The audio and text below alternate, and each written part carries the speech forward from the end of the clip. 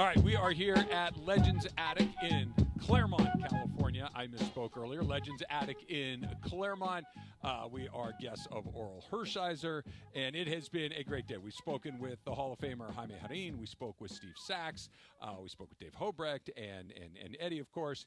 And right now, it is a real pleasure, a chance to speak with one of the all-time Dodger greats, Mr. Steve Garvey. Steve, it's a pleasure to have you here today. Thank you so much. Thank you. Thanks, everybody. What a great crowd today. Got some handsome young athletes out here. Indeed. Oh, thank you very much. You know, Athlete was right. Young, no, Marco. So you have too big a strike zone. So, Steve, I don't want to get off on an awkward foot here, but I got to tell you, you broke my heart in 1983. Because as a Los Angeles native who grew up in the city, as a Dodger fan, Sure. and coming up with that incredible infield that you, of course, were a member of, and I woke up one morning to find that you were going to be a member of the San Diego Padres, and I don't think I've gotten over it until this moment, getting to finally meet you. So that was a defining moment of a young Travis's life. Well, when we hugged, you lingered for a while, which meant I knew down deep you were still a fan. And, you know, it was early transition, you know, with free agency.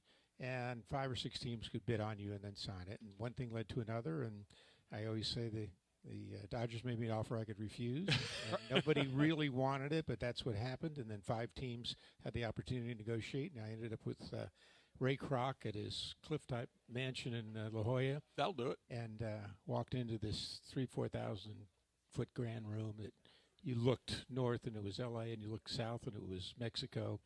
And he said, "Stevie, sit down, son." He had his little golf hat and his little cigar and big desk. And he's doing this. "Mr. Kroc, what are you doing?" He says, "I'm managing the stores, Stevie." He called me Stevie. And what he had was monitors.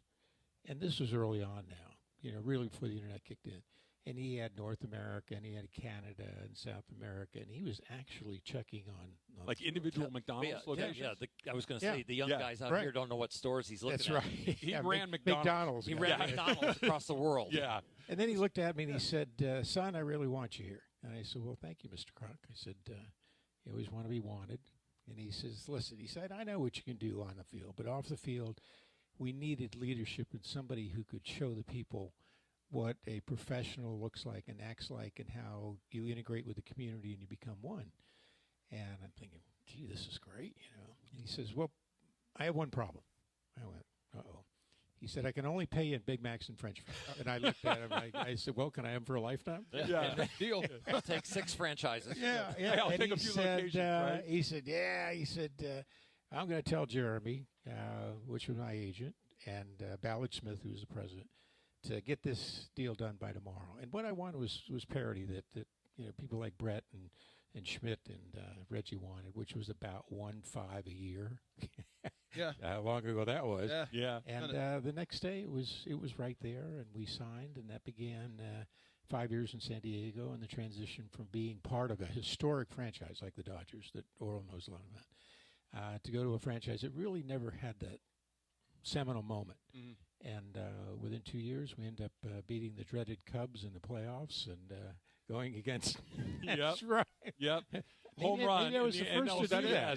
Yeah. Him running around the bases with his fist in the air. I did the first Tebow. Yeah. You did the first fist in the air. And all these guys think they get credit for it. Well, the president, I think he plagiarized a little bit this year, or something like that. A little different situation. But, you know, it was nice to be able to help create the beginning of Padre history. And I look back now, and if I couldn't have stayed with the organization for a lifetime, then the transition was the best I could have done. So. You know, I've heard Oral say it, Steve Sachs said it, you just said it about being professional, being a professional in baseball. What does that mean? If you had to kind of tell us what that means, being a professional in baseball.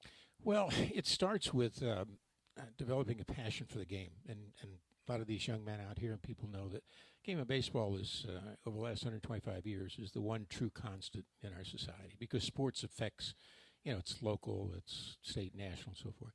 And I had a chance to be a bat boy for the Brooklyn Dodgers in spring training in Tampa, Florida in 1958, where I grew up. It's a longer story, but Dad was a Greyhound bus driver, and he got a chance to take the team the next day on a charter from Tampa to St. Pete. And that day I sat next to Roy Campanella and Gil Hodges and Duke Snider, Jackie Robinson. Wow. Can you imagine a kid 8 years old? No. And, At all. You know, picking up the bats, and guys, they were sticky, you know.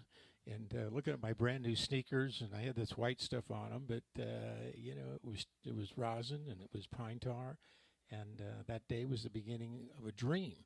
And I think that it starts with a dream and a certain amount of God-given talent or the love of it. And then eventually, if you reach a certain level, you begin the passion of what you want to do. And then that leads to the ultimate opportunity between amateurism and professionalism. And this great draft of 68, which was myself and Say and Lopes and Valentine and Buckner and Short. I think there were 8 or 9 guys that played over 10 years in the majors. And they sent us to Ogden, Utah, and I come from Tampa, and I got my bags, and kind of nice bags, middle-class family. Mm-hmm. And this other kid comes in from Stamford, Connecticut, with 2 shopping bags, and it was Valentine. I said, "Where's your luggage?" He says, "I was in a hurry." So he had 2, and the one had a hole in it and everything. So we get to the Ben Lomond Hotel on Main Street in Ogden, and we go inside. It's like the Plaza Hotel in New York. And I'm walking down, and there's the desk and these palm trees, and there's this older man that's talking to like 7 or 8 kids that, look like my age. And he turns around, he goes, "This must be the Garv." And I thought, oh, my gosh, who's this? And he comes up and he says, "Son, I'm Tommy Lasorda. Your life's changed forever." And we had about 8 days before the season started. It was Rookie League. And that became an education and indoctrination by Tommy into the world of Dodger baseball and how to play Dodger baseball.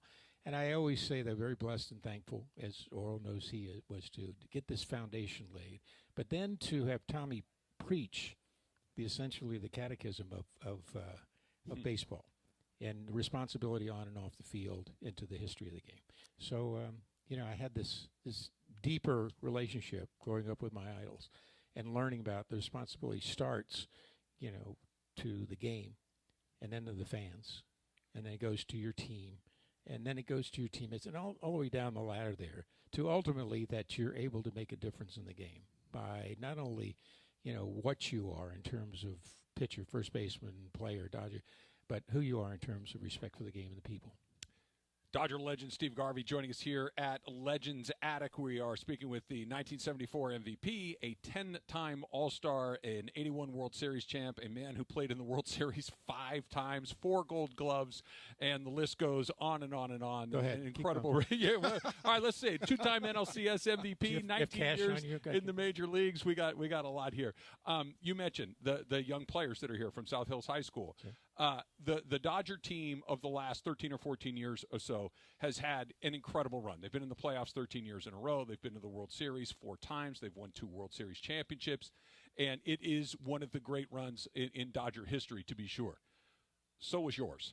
You went to the World Series 4 times with the Dodgers in about a 10-year window. You were a part of that incredible infield that we've talked a little bit about today. And what is it like being a part of a team that the Dodger team now is a lot like this, sure. But knowing that maybe not going to go to the playoffs every year, and obviously it was a different format, but knowing that we got a chance every single season. Well, I think it starts with the commitment with a purpose. What does the franchise want to be? And to have a foundation of this history obviously gives you a good base. And then you have to, nowadays the structure is much different, right? I can imagine seeing Dave go at 1 o'clock to the front office and then having a meeting and coming down, and he's got information, and Bob Guerin is so very important. Bob Guerin doesn't get this much sure. Of the thank you.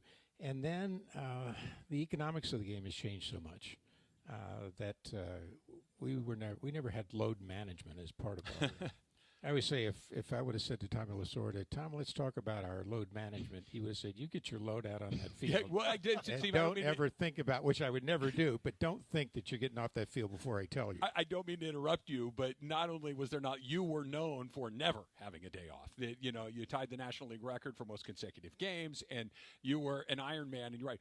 If there were load management, would you have taken advantage of it, or you're Steve Garvey, you play every day? Oh, absolutely. You're not going to. I think Freddie Freeman is somebody that's very similar. Yeah. Right. He's taller, better looking. If he was left-handed, it would have been the trilogy of what a first baseman should be. I was down there. I was down there already. But really, it goes to the point of building the foundation, and it goes back to who you are. I mean, like I said before, what you are as a baseball organization, who you are is your commitment to the fans and to the game of baseball. And then nowadays the economics dictate that it's a large money investment. Hedge funds have a tendency to have that amount of money that you don't have to answer to aren't real individuals. It's hedge fund. And they've been able to invest wisely. And what happened when was it 10 years now, I think? Yeah, almost. The front office literally devastated. We had no Pacific Rim office anymore. Minor leagues were in disarray. And what they did was they systematically built back this great organization, reinvested in it, spent money in the stadium, and enhanced the fan experience, both in the stadium and radio and television, obviously with a big television package that came along, and then on the field. And I think if you were to say one thing about our group, it was the consistency year in, year out for that golden era of, say, 73 to about 85. And what you're seeing now is that same consistency. And I think you have to give credit from everything's vertical, from ownership right down to the guys that cut the grass. I mean, everybody, yeah, everybody. I mean, I always say, my Lord, if I was fielding on this stuff now, Never make an error. there's never a bad hop. Nope. You Did he ever play make them an into bad hops. That's right. Yeah, this is the second time I've met you, and I just you're always put together. Like you're sharp. Like I feel like I'm going to cut myself if I touch you. Is that part of your deal when you wake up? Like I care about my image? Well, Jay Johnstone, my dear friend and great Dodger, used to always say, Garb combs his hair and sprays it before he goes to bed. And his wife's accused him of taking a Sharpie to bed, too. So we're going to leave that there. We're going to leave that there. Well, he says, Garb, had this. I'm an only child, so I have this only child mentality. And he said, Garb always slid on the stripes, so he didn't get his uniform dirty. It was a very narrow stripe. I like it, though. You told me about his baseball card. Yeah, no, Yeah. So, Steve, I'm a baseball card collector, and as a person of the 70s and 80s, you were always one of the guys that when you were tearing open that pack, you wanted to see a Steve Garvey looking back at you.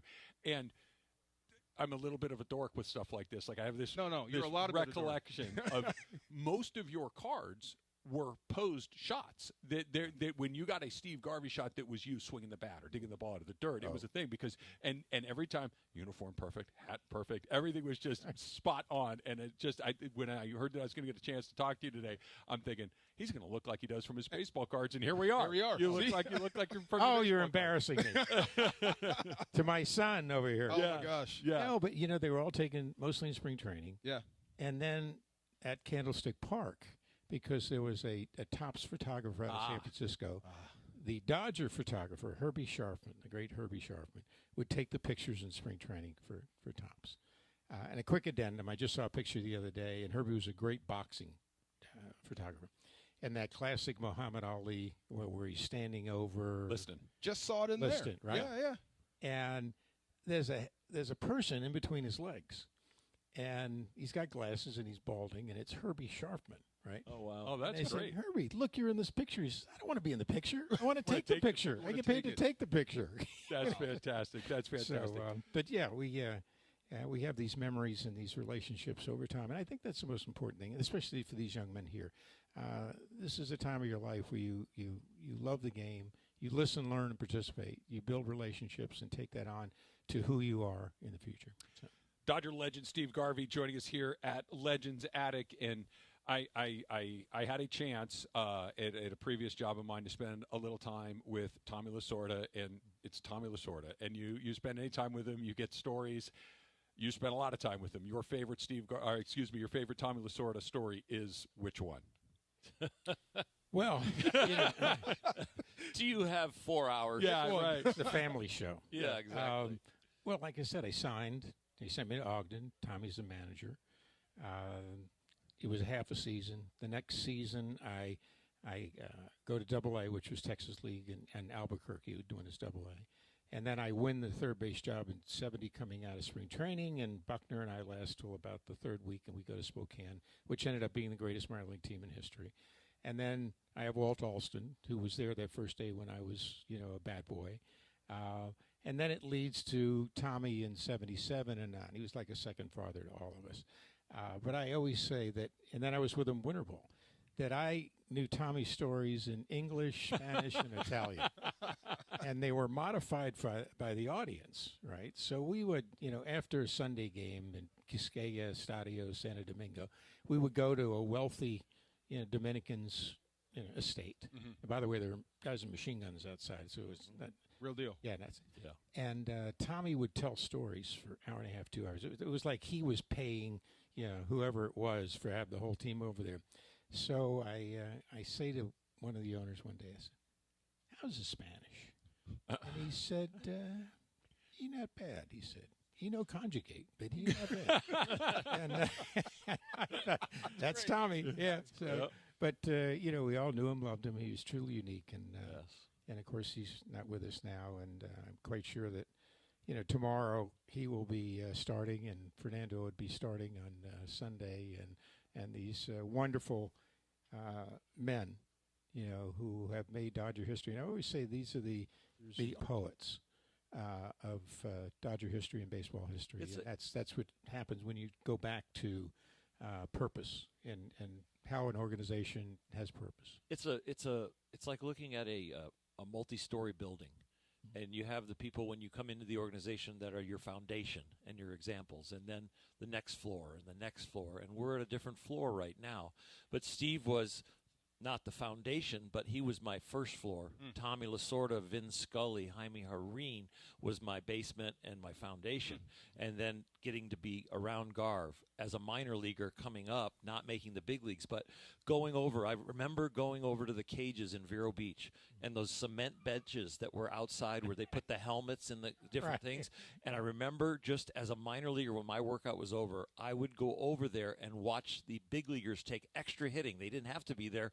And Garv would be in the cage, and Say would be in a cage, and Dusty would be in a cage. And I would just sit on the park bench right by the cages and watch these guys hit. Are you looking at him as the way I would look at him, Worrell? Or are you looking at him as, how do I get these guys out? No, I was was not looking at him to get him out. Yeah. I was looking at the consistency. Like Garv would set the machine up to be a fastball away, and here comes it was the arms then. It wasn't even the jugs yet. Yeah. And he'd set it up to be a fastball away, and he would hit line drive after line drive about 6 feet high into the opposite field net.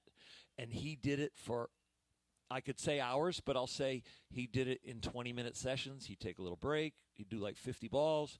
He would pick the balls up himself because we didn't have the staffing. And it was unbelievable, and I learned so much about work ethic and about dedication and about consistency from watching this guy. I hope you guys out there are taking notes, you young players. See, right here. It's funny. It's weird. You remember that? You Oh, remember, absolutely. Not me watching. Of But course, you there's- wouldn't know but who I there's was. something but to be you doing said it. for the question that you were watching, just in case you were going to face this. Sure. On the back and field number At 4. that time, I'm a A-ball, double-A guy with 3 steps to go to get to the big leagues, and I'm watching you as my first time on the roster, or even on the minor league side where I'm not on the roster. I just want to watch big leaguers and say to myself, you're really pretty bad. You're going to have to get better because these guys are Tighten really your game good. up. Well, and he did. And the by work the ethic. way. I think Yeah, so. very Yeah, well. he did. I just tripped. I mean, it's Earl Hershiser, right? So everybody goes gaga for Earl. To see you go gaga for another guy Oh, yeah. is amazing to me. These guys are amazing. They'd walk by. Tell them a story about Nobi Kawana and how he protect the big league clubhouse, the minor leaguers. It was like you were the plague. That's right. plague. Well, the fellow before him, John, was out of New York, in Elysian Park there. Not Elysian Park, but the old stadium in Brooklyn, Evansville. And it was passed down. The clubhouse was sacred. I mean, it was the ownership of the clubhouse man. And you respected him, and he controlled everything. Back then, the clubhouse man actually controlled the tickets, too. Oh, wow. So, which you found out the traveling secretary was probably the most important man that you needed to really befriend, right? And but again, it makes this whole family come together when you look at the people that affect a team. That starts from basically somewhere early back then in February, and goes for a 7, God willing, 8-month period going forward. But lo and behold, when I was a bat boy, Nobi was the assistant, and he had just been starting out. And then September 1st of 1969, when a team's allowed to bring up, at that time, 4 players. It was Tom Paciorek, Bobby Valentine, and myself and Bill Buckner. And I come in from Albuquerque. I'd never been to California, and I land at LAX. And I get a cab, and I'm seeing coming from basically, you get on the 10, you're Santa Monica, and you're coming in, and the palm trees and all this stuff. I go, wow. And I had been from Florida, so I was in a pretty neat place on the West Coast in Tampa. So I get into the stadium, and they direct me to the back, and all of a sudden I'm greeted there by Nobi Kiwana. And he says, "Follow me, kid." And he looks back. He said, "We heard you were coming." I said, "Wow." Yeah, the word got out. You were the little flat top kid that was a little chubby with the blue jeans and the band lawn shirt. And because I had done it for 7 or 8 years after that first day because they liked my dad. So he takes me in the clubhouse. He says, "All right, follow me. Bring your bags." So I got down towards the end. And there's a locker, and there's a pair of pants, and I see socks, and there's a jersey. And it was wool back then. So I thought, wow, yeah, I'm going to put on my first Dodger jersey. Wow. And he said, "Take it off the rack." I took it off the rack. He said, "Turn around." I turned around. It was number 6. And he said, "We thought you'd deserved a single number all those years you spent with us and grew up with us." And I thought, "Thanks." And then I put the uniform on, and I was a Dodger. And like I've always said to you and every guy that comes to Dodger, you should feel something when you put a Dodger uniform on. The history, the greats that, like I said before, the authors and, of course, the poets are the Scullys and Hershiser's and all those guys. And if you don't understand Dodger history, and we'll take you to the museum and to the library with all the Dodger books so you can understand it. And we took batting practice, and we're all so excited. We're hitting balls all over the place. And then bottom of the 8th comes, we're down 3-0 to the New York Mets. An old guy by the name of Jack DeLauro, left-handers there, 2 outs, pitchers up. And my dad said, always, sit up front in the bus, right, and next to who's in charge. So I was maybe 5 feet from Walt Austin. And he looks at me, he says, "You ready, son?" I said, "You're up." So I go grab a bat, grab the helmet, put it on. It had 2 ear flaps. Because this was like an experimental high school time. helmet. And I go up there, and I'm excited, and I get in the box, and little lefty throws a cutter, and I turn on it. Just missed the foul pole. 10 feet. What's he going to throw next? Of course he's going to turn it over and throw the other way. Take that pitch after all those hours going the other way, just missed the foul pole. I'm thinking, wow, this is not so tough. I almost had 2 home runs, So he winds up, and I'm ready for the next pitch, and all comes out of his hand, and it's the first screwball I had ever seen. And I'm going, and it's going away, and I'm going, oh, no. And I get extension, and the bat comes out of my hands, and it goes over Wayne Garrett, the third baseman for the Mets, and literally javelins in the grass. And I'm like this, and So I walk back, and there's Walter Olson standing on the steps. And he said, "Son, that was a pretty auspicious start." He almost had 2 home runs, and you set a Dodger Stadium bat throw record fair. And he looked at me, and he says, "You know what? You'll probably get a couple thousand hits." And when it was all said and done, basically 2,600. That one might not have worked out, but you did get 2,599 more after that. So, like you said, I think it worked out. I want to ask you one more question, Steve. You've been incredibly gracious with your time. This has been great.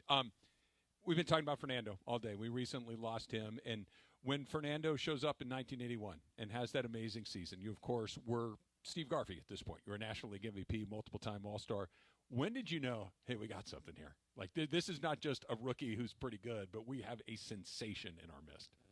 Well, his baptism was really that playoff game where I think we may have been down 5 runs and had to bring somebody in, and Tommy decided it was Fernando, and you could just see how composed he was. This was a 1-game playoff, and how he approached the hitters, and the problem was I had never been at first base when he had pitched in spring training because he always pitched late in the game, and You were gone. I was gone. So a runner gets on probably by his 3rd inning, and so he leads off, and Fernando winds up, and you know how he looked up to the sky, Sure. and he looks up to the sky, and I go, he's going home. So I start to come off. When I come off, out of the corner of my eye, the ball's coming my way, and I grab it just like this. I mean, if I'd come off full, you would have hit me right in the head. And oh, my God, he almost picked me off. You picked the first base. So I called time, and I went up to him. I said, "Is that your best pickoff?" Well, I said, "I know you can understand English."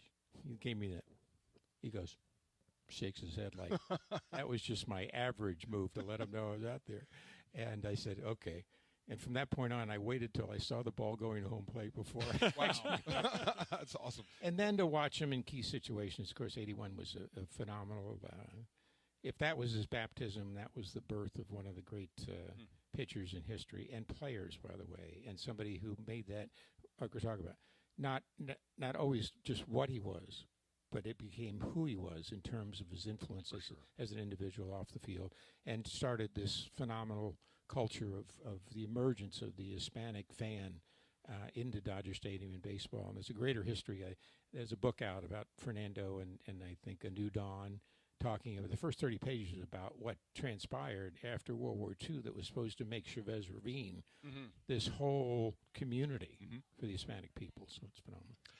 Dodger legend Steve Garvey, as mentioned, 1974 MVP, 10-time All-Star, 4 Gold Gloves, World Series champion, 2-time NLCS MVP, and many, many more. And Dodger and good-looking dude. Steve, thank you so much. We really appreciate it. It was a real pleasure. Thank you. Thank you. Thanks, Steve. You got it. All right, we're back with more from Legends Attic in Claremont. That's coming up next. It's Travis DeMarco, 710 ES.